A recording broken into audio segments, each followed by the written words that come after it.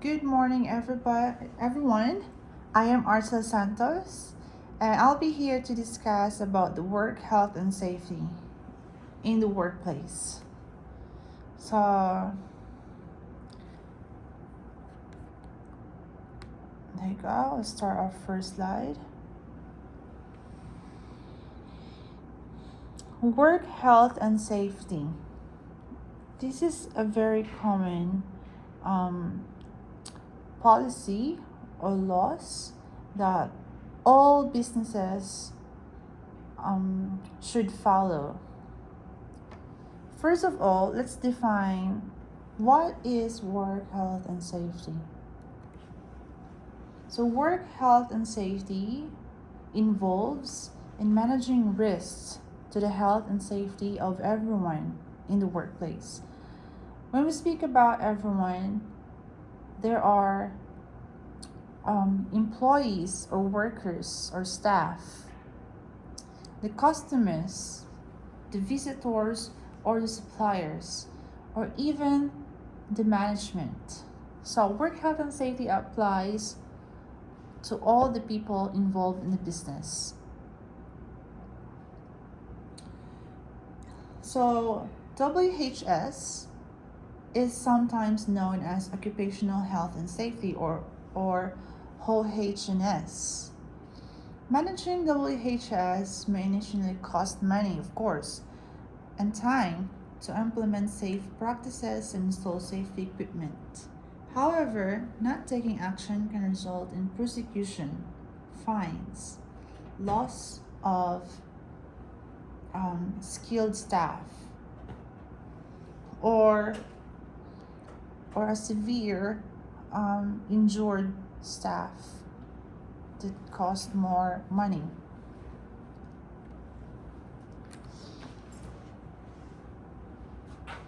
The big question is, why is it very important? A workplace health and safety management system can minimize the risk of injury and illness from workplace operations. It is one of the most effective ways to make sure health and safety is embedded across the organization and is a part of everything you do.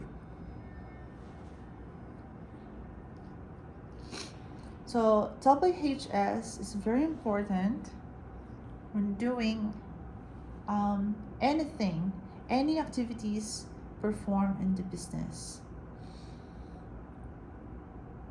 Creating a safe work environment is also a legal requirement. It is also critical to the long-term success of the business and can help you keep your staff safe, improve staff productivity, reduce injuries and illness in the workplace, and reduce the cost of injuries and workers' compensation, which is the work cover, the most common one. It is important also to improve the health and the well-being of every person working in the business. It creates greater productivity, higher performance, increased job satisfaction, greater work participation, and increased social inclusion, increased individual, team, and organizational resilience. Also promotes lower absenteeism rates, less workplace injury and workers' compensation claims, a faster return to work, and lower workers' compensation programs or premiums.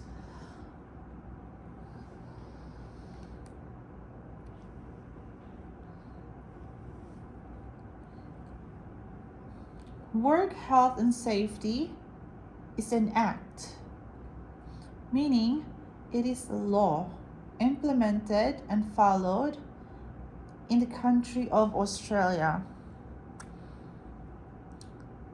The main object of this act is to provide a balanced and nationally consistent framework to secure the health and safety of every worker in the workplace. It does this by protecting workers and other persons from harm and by requiring duty holders to eliminate or minimize risks. Work Health and Safety Act is a law that aiming to protect the health and safety and welfare of all the workers at work.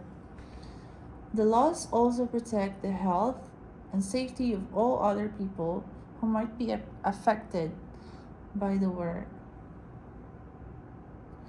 So why is it important to understand WHS legislation? Because it is to demonstrate good business practice and reduce legal problems.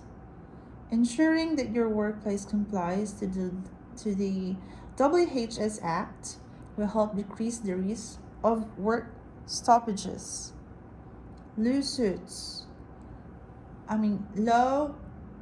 lawsuits, penalties, fines, and even the closure of the business. So that makes sense. Of course, WHS should be followed first by the employer. And what can the employer can do with that? Employers has their own obligations to follow the WHS. But how?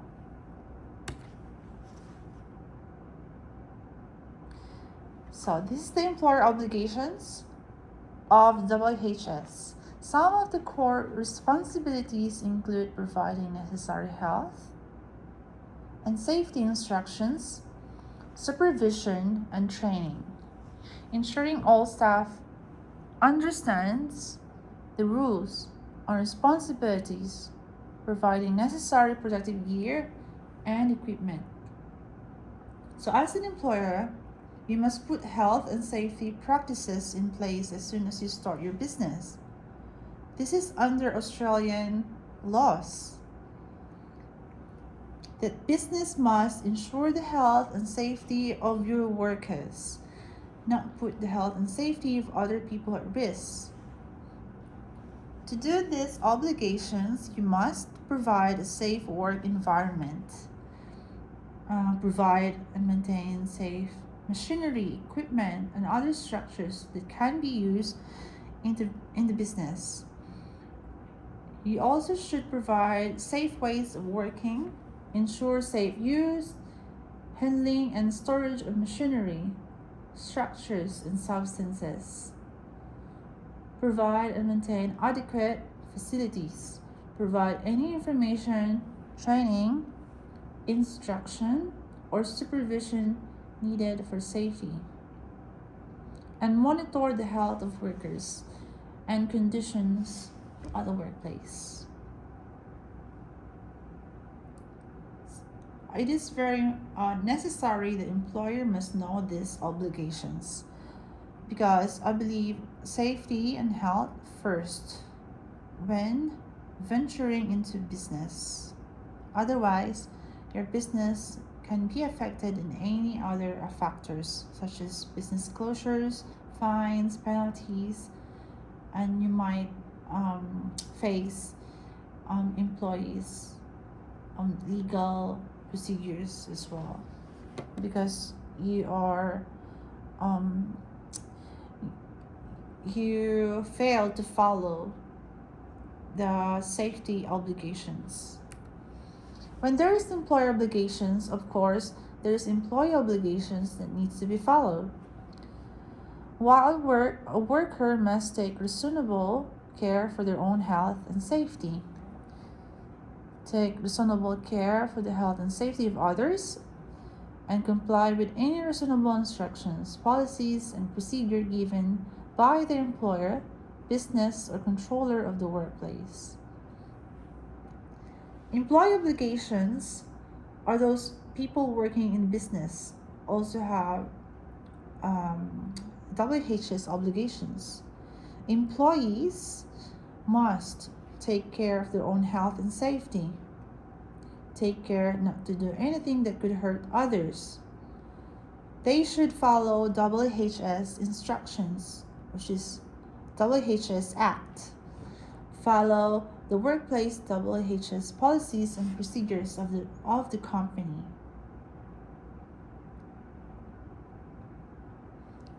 This is for the own good. This is for the own good of the employee, for them to protect themselves from risks or hazards that may cause serious injuries or other incidents that may occur in the workplace.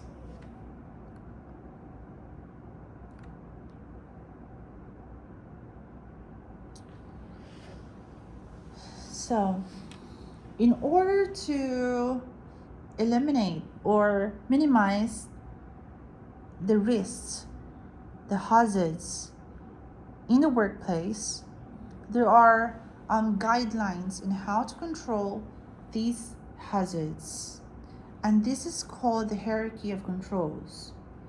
We have elimination, substitution, engineering controls, administrative controls, and PPE.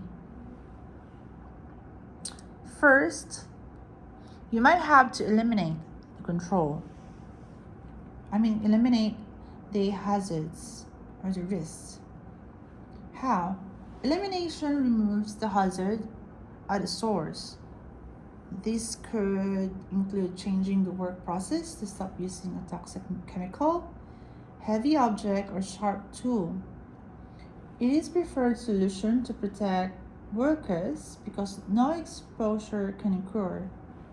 Example of elimination is like if there are boxes that are placed along the aisle, this should be eliminated by removing all the boxes and placing in a dry storeroom, because when there are objects placed in on the floor that may affect the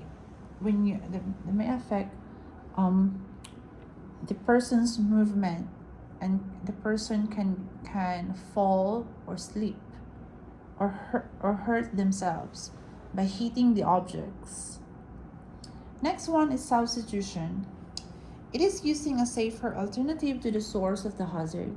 An example is using plant-based printing inks, such as substitute for solvent-based inks. When considering a substitute, it is important to compare the potential new risks of the substitute to the original risks.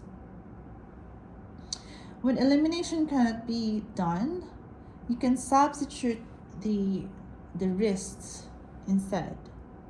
So that's another way of controlling the hazards. The third one is engineering controls, or isolate people from the hazard. Engineering controls protect workers by removing hazardous conditions or by placing a barrier between the worker and the hazard.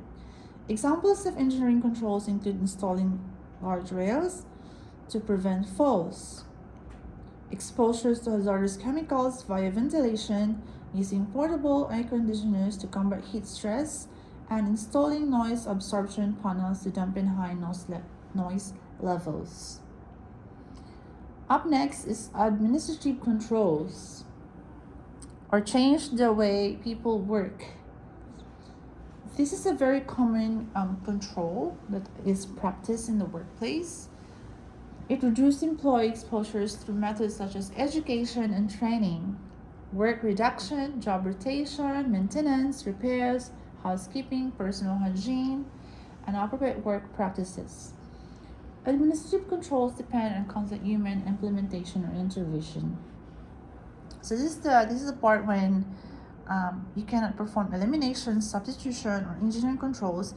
The employer or the management can set trainings or education or any seminars, trainings that employees can be taught about how to avoid or eliminate hazards.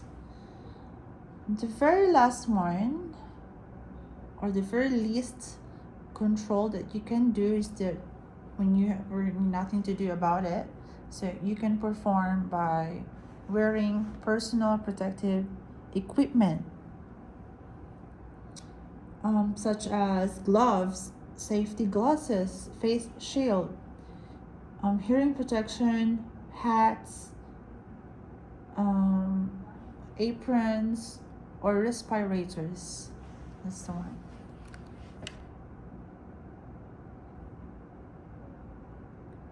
What are the possible hazards in the workplace? This is a very good question. So, common risks in the kitchen. I believe the kitchen is the most hazardous part in every part of the house. But we're talking about commercial kitchen.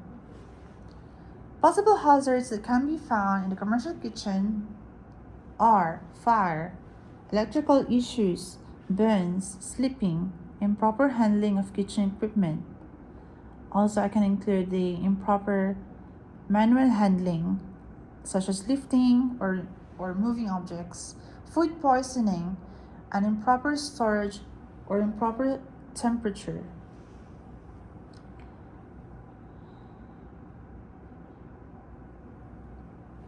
Those are the most common hazards that can be found in the workplace.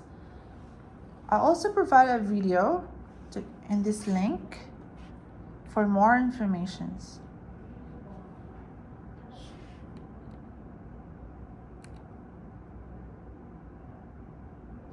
Now, let's define the 5 types of hazards. The first one is the safety hazard.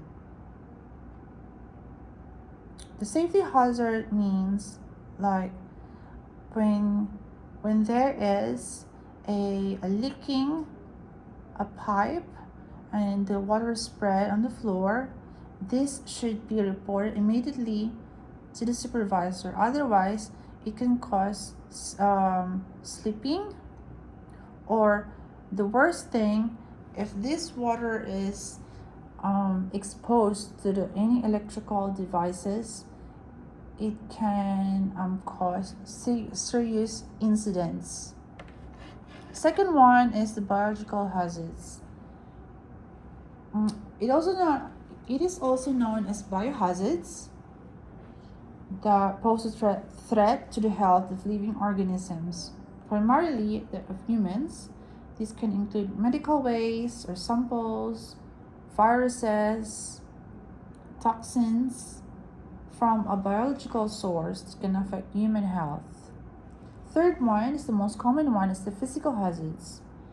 It usually results from accidental contamination or poor handling practices, such as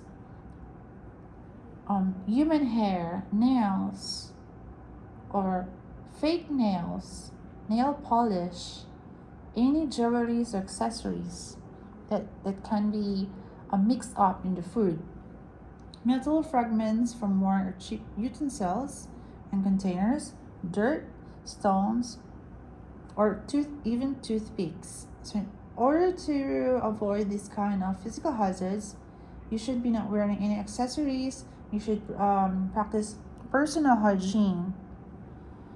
The fourth one is ergonomic hazards. Ergonomic hazards are such as like the way you handled and how to work objects. Ergonomic hazards, standing, reaching, or repetitive movements constrain the body and cause ergonomic injuries such as muscle strains in the back and upper extremities, carpal tunnel syndrome. So, in order to achieve a proper, or in order to avoid ergonomic hazards, you should know how to handle heavy objects like lifting. You should be using trolley instead, like that. Chemical hazards in food safety refer to any foreign material that is chemical in nature that causes health problems when ingested or inhaled. Chemical hazards can contaminate foods and be ingested by customers, which is the most risky one, and can cause severe reactions such as food poisoning. How to avoid. Chemicals should be separated from any food items and should be stored in a different room. and make sure there's a label on it. So those are the 5 types of hazards.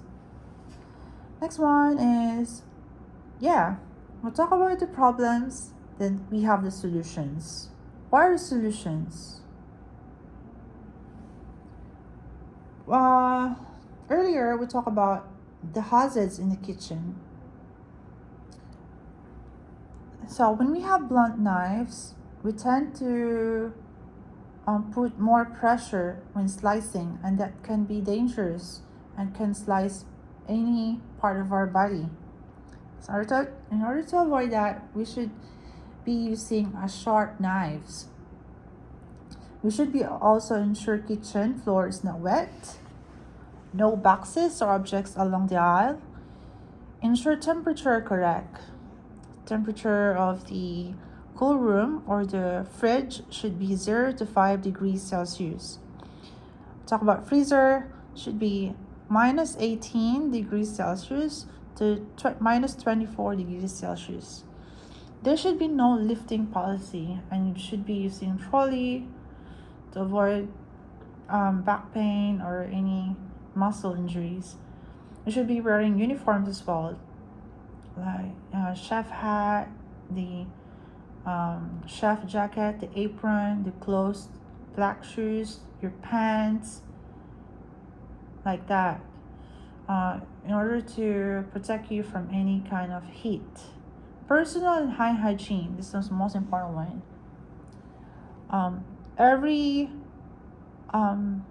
Before and after performing any activities in the kitchen, you should be washing your hands.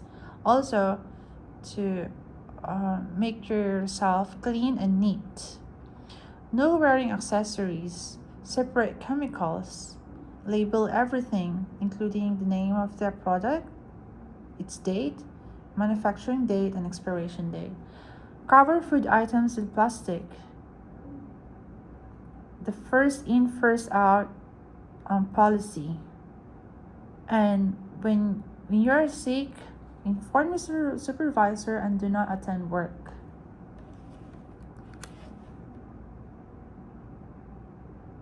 Why is it important and how effective is it?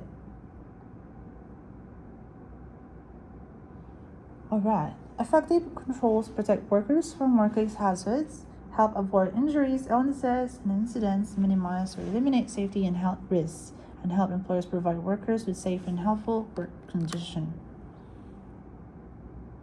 Emergency facilities and equipment. All employers are responsible or obliged to provide fire exit, especially in the kitchen. They should be providing first aid kit and provide training to each employee on how to use and where can be found in the workplace.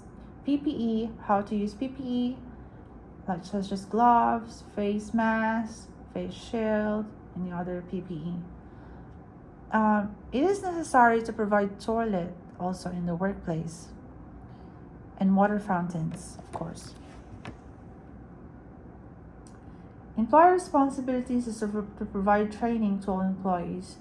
It is also to inform employees via face-to-face or non-communication on techniques such as email, messages, or any other kind of form. Conduct performance evaluation to employees if they are also following the company's policies and procedures of safety and health. Also to monitor and review the performance. Employee etiquette. So it is employees' responsibility to be aware of the surroundings, follow manual handling, follow AAHS Act, follow legislations, and follow policies and procedures of the company. Who to report to if there are emergencies or any incidents? Of course, to the supervisor or manager. But when severe situation occurs, do not hesitate to ring 000.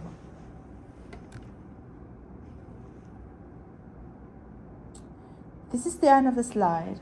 Is there any other questions, classmates? Well, thanks so much for listening. I hope you learned much today. Thank you.